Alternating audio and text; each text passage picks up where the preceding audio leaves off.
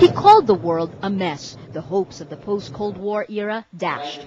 Malaysia's Prime Minister Mahathir Mohamad opened the 116-nation summit with a candid, often scathing assessment of the world today. The world now lives in fear.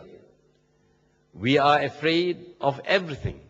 We are afraid of flying, afraid of certain countries, afraid of bearded Asian men, afraid of the shoes airline passengers wear.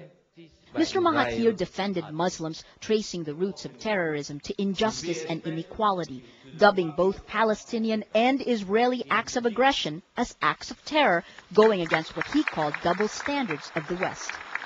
These blatant double standards is what infuriates Muslims, infuriates them to the extent of launching their own terror attacks.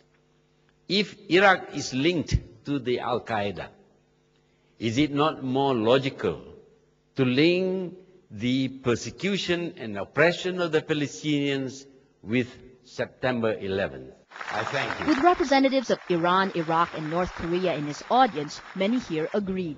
To combat that, Mr. Mahathir proposed NAM leaders come together with a united stand, demanding war be outlawed to be enforced by the United Nations. War must therefore be made illegal.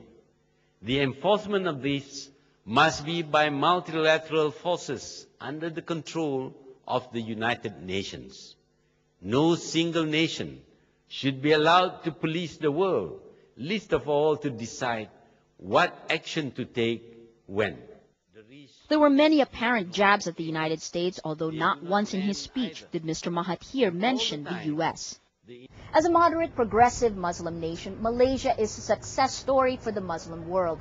Respected among leaders here as a voice for Islam and developing nations, Mr. Mahathir asked his fellow